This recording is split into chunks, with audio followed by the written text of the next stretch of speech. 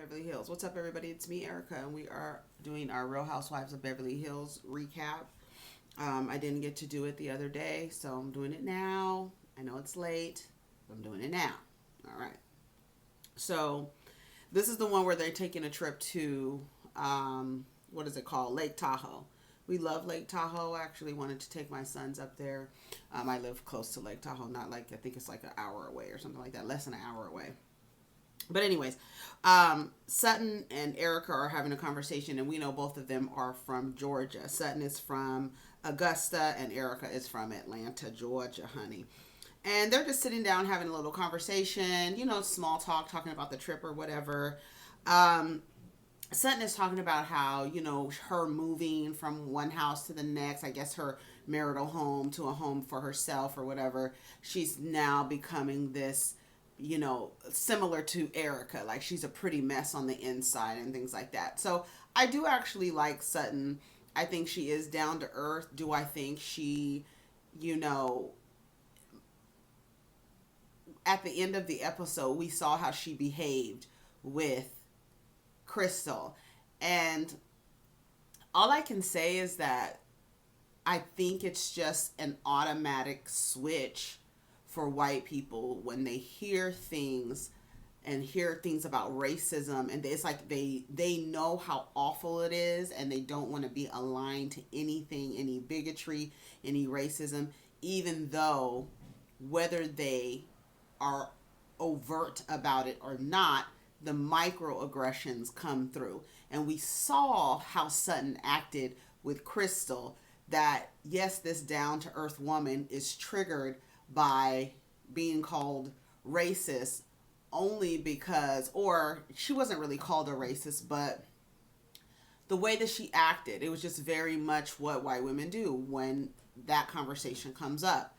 I do think it's important that there's another person of color on this show so that it doesn't look as if the black person is like, oh my God, you're overly sensitive. Everything isn't about race. I love that Crystal was like, girl, you don't see color. Tell me that you're that girl that doesn't see color. Tell me you're that girl. And I'm so glad that a non-black person of color is on there letting you know or get a glimpse into they suffer the same white terrorism as other black people and and other people of color, non-black people of color. I'm glad that it's on here. I'm glad that you were able to see it. So many people ironically understood where Crystal was coming from, but don't understand where Garcelle is coming from when she confronted Kyle about, would you have asked a white woman if she didn't pay her donation, or keep the promise of paying the donation? Would you have done that to a white woman? Honestly, I believe that Kyle would have done that to anybody else. I do believe that all of those women would have done that to anybody else. But of course, do I understand how it can be taken to a black woman? Absolutely, especially with the historical, these implications about the way that Garcelle described it, like, we don't tip, we are, not paying money back, we're not good with money, all of these things, these stereotypes that when you say something, you don't even realize that you are playing on a stereotype, and so it's offensive, right? And I love that they kind of got into that, but I am listening to the viewers and seeing how everybody understood where Crystal was coming from, but they didn't understand where Garcelle was coming from. Okay. Anyways, so Kyle and Garcelle, they go sit down, have lunch. Garcelle says she was reluctant about it. And, Kyle says, I was so playful with you at my house. I thought we were on the right track or what have you. And then she says, I just heard that things were being said. And Garcelle said, I felt like I wasn't being heard. And I guess if you're trying to forge a relationship with somebody, you do want to feel like you're being heard. So if you were truly, really trying to forge a relationship with me, you would listen to me. You wouldn't cut me off. You wouldn't try to silence me. You would not talk over me. You just wouldn't do those things. And I think it is a legitimate concern that if you truly say that you want to be my friend, the way that you're acting, I should be able to say, hey, this is not friends that I keep. We don't act like that. We listen to each other. So I'm here for Garcelle. She says, calling her out for not paying the charity. Would you have said that to a white woman? And, Kyle was like, oh my God, like, wait a minute. No, it don't have nothing to do with that. And then Garcelle goes on to explain it. Like I said, do I think Kyle would have brought that up with anyone who did not pay? I do. I do. But I understand. And I'm glad that Garcelle got to explain. And, Kyle was like, I didn't know that. What some stereotypes that black people deal with, whether or not you have to confront those, or you may accidentally say something that lends to that stereotype. That's why it's important for people to be like, don't say stuff like that, because there's a stereotype of us that we don't pay, we don't tip, we don't do this. And now you sitting on television saying that this black woman is not paying the donations. She has since paid it. It was some miscommunication. But could she, in terms of reputation, I think saying it on television, I feel like you were trying to do something. You were trying, because see, girls to women fight, and when they fight to destroy each other's social standing, and it starts in elementary school. So when you get on TV and say that this woman in Hollywood is not paying her donations and raised her paddle and is not paying her donations, black, white, anybody, you saying that can have a damage on her reputation. Remove race from it, because that just adds more onto it. Take race out of it. You're trying to mess with Garcelle's reputation by saying she don't pay her donations, or she doesn't keep the promise to pay her donations. Now add that she's black onto that too, with the stereotype that black people don't pay for shit, they don't tip, and blah, blah, blah, blah, blah. Now you got that. So don't act like you wasn't trying to fuck with her reputation, because that's why you did it. But now you doing it to a black woman, so now you got to answer for the microaggression and the suggestion that. So now you got two things on you. All right? So I'm just saying, that's just what it is. Crystal and her kids, right? They get to Crystal and her kids. We meet the boss, El Presidente, Lucy, who is her house manager. And Crystal says she doesn't brag too much about herself, but she definitely brags about her husband, who is very accomplished. He's done a lot. She says, we've lived all over because of my husband's, what my husband does. We've lived everywhere. I love Crystal. So far, I like Crystal. I am here for it. I loved when she was making margaritas and Kyle was just like, oh my God, I can't believe you can make a margarita because you da da da da. And yes, she's like, well, I'm born and raised in Los Angeles, so I feel kindred spirit to Mexicans, baby. We know how to make a margarita. Listen, I was like, I felt when she said that, because y'all know I was raised in East LA, not just LA, but East LA, okay? So there is a respect and a love for the Mexican culture, and not to just correlate it with margaritas, but when she said that resonated with me, because I feel the same way.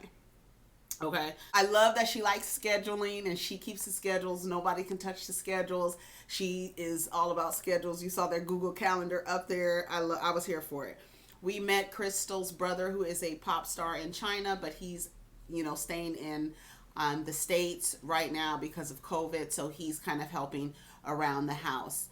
And we meet, like I said, the house manager, Lucy, who we can see her personality already. So, she's probably going to be an extra character, which I'm here for. I love Crystal's house. I mean, it's 9,000 square feet. She was like, it's not as big as my other friend's house. Girl, 9,000 square feet. Okay, see, that's what I'm talking about. And this is one thing that I like about Beverly Hills is that, or like about the shows where they talk about the stuff that is just like, the wealth part, like 9,000 square feet homes and how much things cost and private jets here, along with the women and their personality. Like I like to see that. I'm liking Beverly Hills so far. So on the trip to Lake Tahoe, Lisa and Garcelle get to the airport first. They're not really talking. It's very small talk, which is weird because y'all have known each other so long. But Garcelle is still like, girl, we're not cool because I don't like the way you did Denise, because I feel like you could do the same thing to me. So as we could see that Garcelle is very big on trust, and she said that I think several times already. And the fact that it's like been broken with Lisa, and you're on stage with Kyle and she's saying you don't pay your donations. I have to be able to trust you women, right, in order to open up.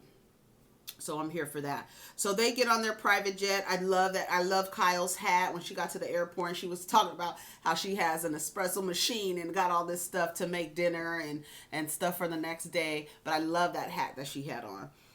So they get to the house. It's 17,000 square feet, 17 bedrooms on 15 acres. I was like, yes, it was so pretty. So pretty. That house was so nice. It had a game room, a theater. It has the pool. It was really nice. The house was really nice. Lisa Rinna did a good job on finding that house. It said Airbnb Lux or something like that. So it was funny that all the women thought, they were like, do I have to carry my own bags? And Lisa was like, girl, we can hire like butlers or anything like that because of COVID. So yes, y'all gonna have to take your own bags down to your room. I thought it was funny because everybody was like, so we have to take our own bags. We gotta take our own bags. Okay, what's up? So anyways, Kathy and Kyle, she is so happy that Kathy is back in her life. Kathy stopped talking to her when she was doing that show All American. I guess Kathy didn't want, glimpses of how they were raised to be on television. She had a problem with that because as soon as the show was canceled, they cool again. So I think that was Kathy's issue. So Kathy right now is a friend of the show. She's not a main housewife, so we love that. So she's just going to be like the tag along girl. She seems very funny. I like that she has a sense of humor. We see next week, I don't know what happened when Garcelle was mentioning something about Paris being in her phone all the time. There's, whether you want to hear it or not, your daughter used to be fucking rude. Fucking rude. She said some racist shit before. And my whole thing is you can't get mad, and I don't even know what the episode is about, but I'm just thinking you can't get mad at me for sharing an experience I had with somebody that you love. You can't get mad at me for that. Like if I experienced your person in a not so great way and they weren't the best that they have to offer today, and I experienced them in a way and I share that with you, what are you mad about? I'm just sharing my experience. That person should have had a different role in the experience that we shared together. Maybe the story wouldn't be so bad to hear. I'm just saying. That's how I feel about it. Kathy loves white noise, so she has to have a fan on all the time. So she wants to hear the sound white noise. Some people are relaxed by that. They need to hear that sound all night. They have so many of those things on YouTube where they have like airplane noise. You can sound like you're in an airplane. Sound like you're in an airplane. It's not funny because people really do fall asleep to things like that or feel relaxed and stay asleep. If you turn it off, like they wake up like, wait, okay. It's relaxing for some people, so I get it. So now they're cooking dinner. Kyle is going to make some salmon that she ends up burning. I don't even know why they even plated the food because it looked a mess. It wasn't blackened, it was burnt. Okay, it was no blackened salmon. All right. Crystal says that she's kindred spirits with all Mexicans from being born and raised in Los Angeles. Shout out to LA, shout out to East LA and Boyle Heights. It's where I was raised. So I'm here for it. So we talk about Kyle's nickname Doogie, or what is it, Doogie? Like Doogie Howser, I guess, or whatever. So we don't know where it came from. Sutton gives everybody flasks. Sutton loves to give a gift. We love friends who love to give gifts. We love it here. After dinner, they do 2 truths and a lie. Crystal she shared with us that she worked in an escort service, a receptionist at an escort service. Erika says she wore a wire for a mafia or worked for the mafia, or one time wore a wire before, but then she couldn't like expound on it. So we're like, girl, which one is the truth? Which one is the lie? So we don't know. Lisa says she's not a good liar, so she kind of doesn't play. And then all of Kathy's were true. She said she was a hairdresser, a dentist. I don't know if she's a dentist or not, but I don't know why she likes to paint in people's mouths. I don't know what's up with her. I forgot what was Sutton's? I don't remember what hers were. I have a blank space right here. Everybody wants to go to bed afterwards. Kyle loves to stay up. So Kyle is up with Crystal and Sutton, and they're making drinks or whatever. So they're talking about, everything and how they're getting along with everybody. Meanwhile, Garcelle and Lisa Rinna are talking in Lisa Rinna's room. And Garcelle basically lets Lisa Rinna know, is like, girl, you took accountability too quick. You didn't even give me a chance to tell you what I had a problem with. As soon as we sat down, you were taking accountability. And it is a defense mechanism. It is a way to protect yourself by saying, okay, look, I take accountability. Let's move on. No, I need to be able to tell you what I had a problem with. We're not going to just sweep past what I had a problem with. We're going to sit here and I'm going to tell you what I had a problem with. Yes, you're taking accountability, but you don't even know what I'm mad about. So what are you taking accountability for? So let me let you know what I'm mad about, and then you could decide on whether or not you want to take accountability for that. I'm here with Garcelle on that.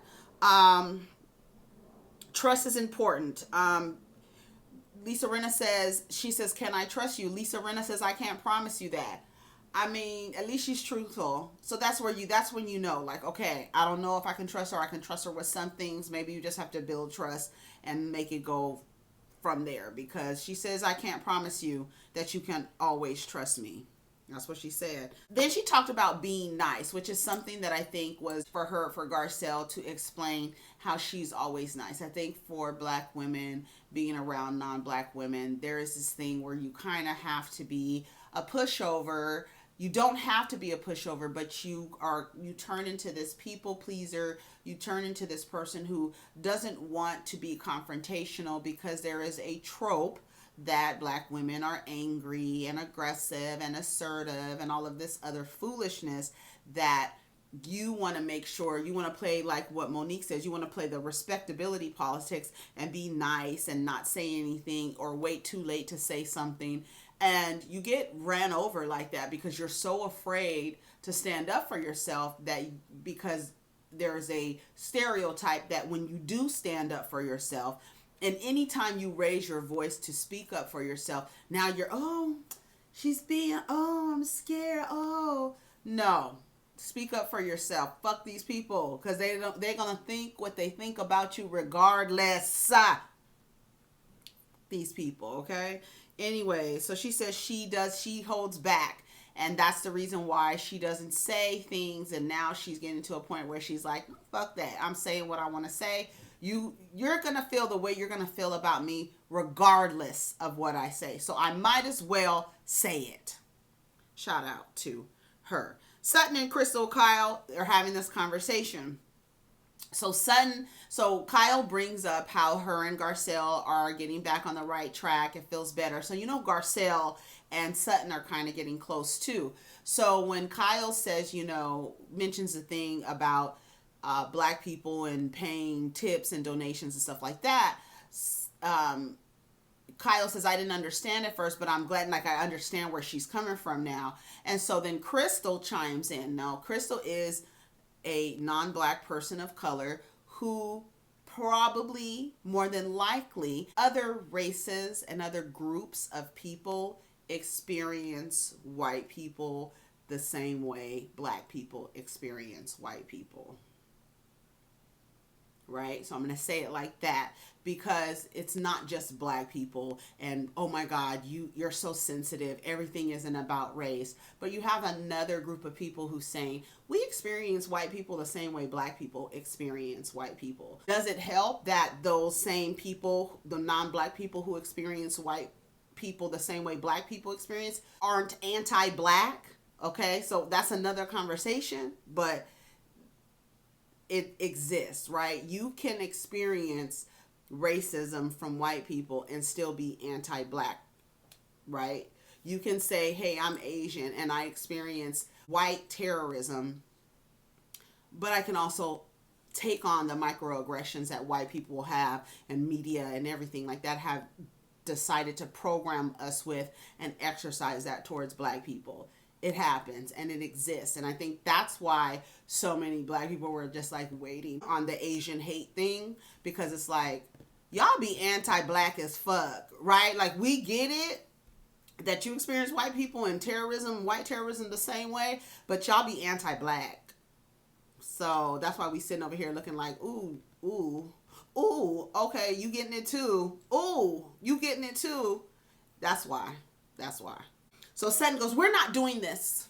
Because Sutton, see, white people, they get triggered when you start talking about how they treat people. So now y'all don't treat just black people like that. Y'all treat Asian people like that. Y'all treat Indian people like that. Y'all treat Latin people like that. Y'all be violent as hell. Treating all kinds of people, all people of color, and black and indigenous people like shit. So don't start doing this when we want to talk about it. Because it's a fact, and you can't shut people down. Well, how do you think I feel? Yeah, you guys have, what she said, what she call them? Dumbass rednecks. That's what she said. How do you think I feel when I see these dumbass rednecks? Right, you want to be an individual, right? You don't want to be grouped in with everybody that was at the Capitol, right? You don't want to be grouped in with them. You don't like the way they act, but y'all realize that y'all do that to black people and treat black people as a monolith and other people of color as a monolith. So don't do that, because we could do it too, like, right? So I like Sutton, but I'm fully aware that she's a white woman from the South. Fully aware of that, okay? I love that Crystal was like, girl, tell me you're that girl. Tell me, please let me know that you're that girl who can stop at a red light but doesn't see color. Tell me. So we're going to see what's going to happen next week. I guess this is going to be the beginning of Sutton and Crystal's consistent and constant feud throughout the season, because they show a clip of Sutton saying something to Crystal with your leather pants on, and then the shot goes to Crystal and she has these ugly ass leather pants. Oh, I can't wait. Anyways, y'all, take care of each other. Protect your energy. Let me know what you think. Do you think that Kyle would have said the donation thing to any other woman? Or do you think it was specific? Like, she didn't realize it. Okay, let's give her that. She didn't realize it. But do you think... I think she would have said it to anybody. I think she would have busted anybody out. Because that's just how women fight. Girls to women. What do you think about Crystal and Sutton's exchange? And what do you think about Garcelle and Lisa's exchange? Do you think that Garcelle should, tiptoe back into her relationship with Lisa? How do you feel about Lisa saying, I can't promise you that you're going to be able to trust me, which is weird as hell, but that's how I feel. I think it's kind of weird, but what do you think about it? Anyways, let me know. Let's get down in the comments. Take care of each other. Peace. I'm going to have to go watch Married to Medicine. I heard it was good. Peace.